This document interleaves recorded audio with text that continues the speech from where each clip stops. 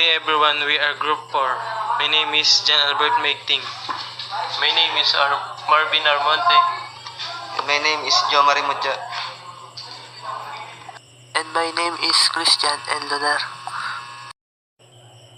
We are going to report results birth.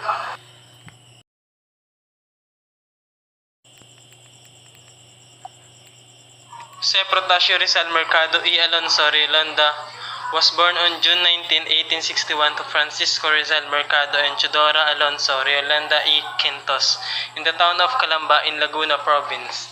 Ayan po, sabi dito, si Jose Rizal ay pinanganak noong June 19, 1861 sa Calamba in Laguna. Sa left side po ay mapapansin nyo na may tao. Pamilyar naman po tayo na siya si Jose Rizal. At sa kanang bahagi naman po ay kung saan siya pinanganak. Chudora Alonso Riolanda E. Quintos gave birth to Jose Rizal. Ayan po, bali nasa picture po, siya po yung nag-anak kay Jose Rizal. Yan po yung mama niya.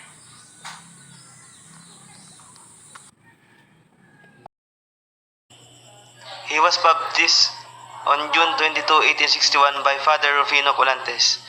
So yun daw nagbinyag daw kay Rizal ay si Father Rufino Colantes noong June 22, 1861. Padre Pedro Casanas was his baptismal godfather. Nung bininyagan daw si Rizal ay ang naging ninong niya ay si Padre Pedro Casanas. Padre Pedro Casanas was his baptismal good father. He studied at the University of Santo Tomas and enrolled in the medicine course so that he could help his sick mother. He also completed and passed surveyor course exam at the Ateneo.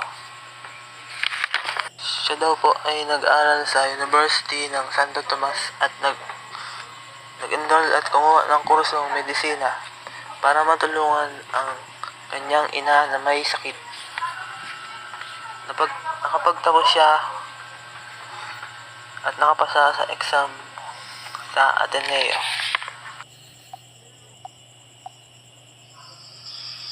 On December 30, 1896, Jose Rizal was shot in Bagong Bayan at 7:03 in the morning.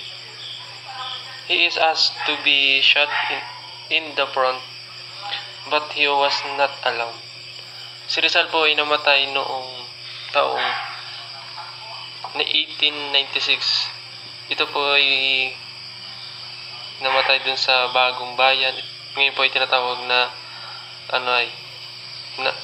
now Luneta Park.